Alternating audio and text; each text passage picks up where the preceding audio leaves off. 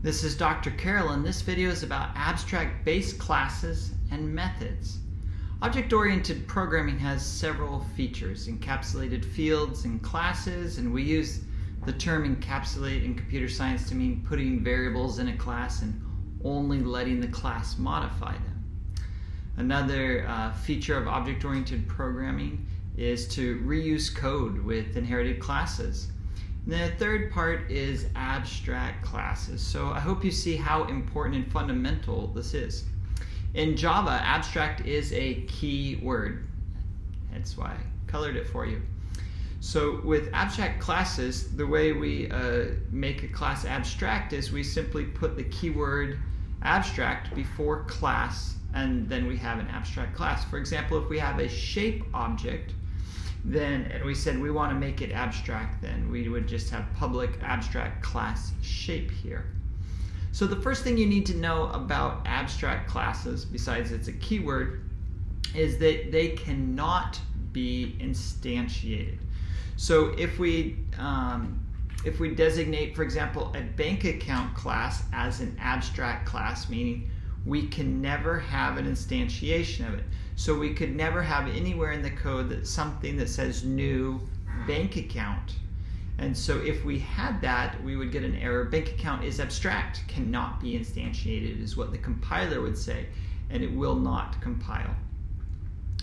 So in contrast, a class is not abstract and has no abstract methods, is sometimes called a concrete class. You might have noticed the word concrete used in the Java API before.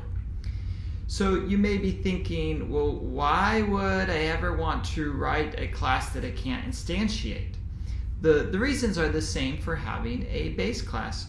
We can use an abstract class to hold things common to all of the derived classes. Abstract classes can have non-abstract methods. They can, and this allows us to reuse code. A derived class can also be an abstract class. Let's see an example here with bank account. And so we're saying bank account could be abstract here.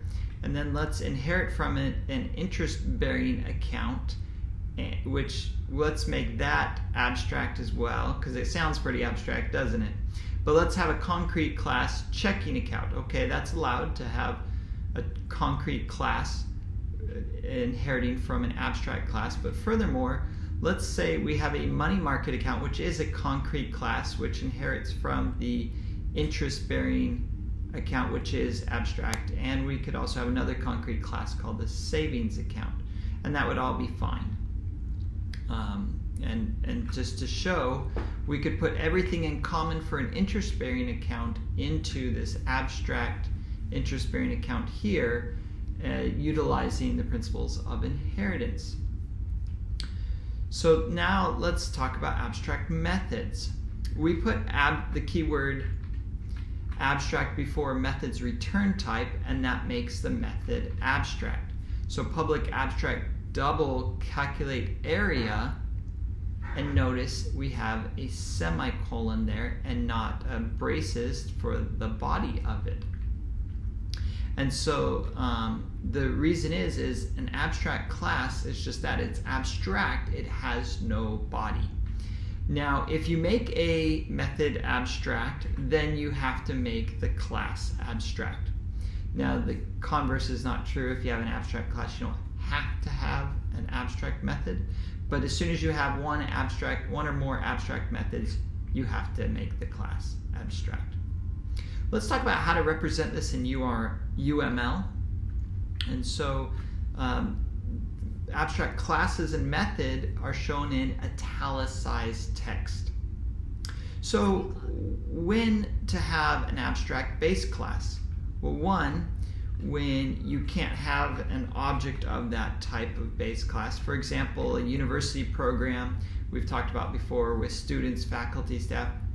If there's no such thing as a person, but you've chosen for hierarchical reasons, for inheritance, to push everything common from all those derived classes into person, then that would be an appropriate case there. There's one or more methods that each of the derived classes must implement independently than the other derived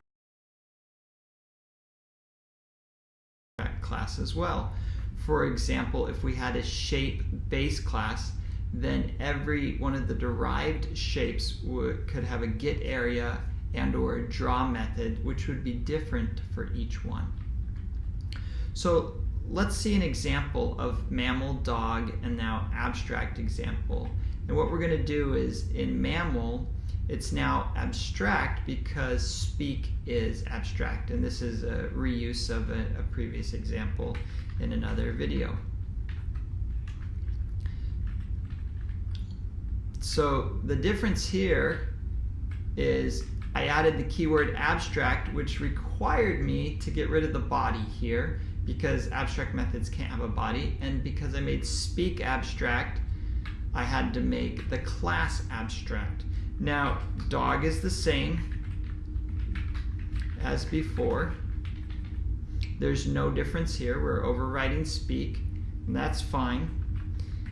And then in our driver code here,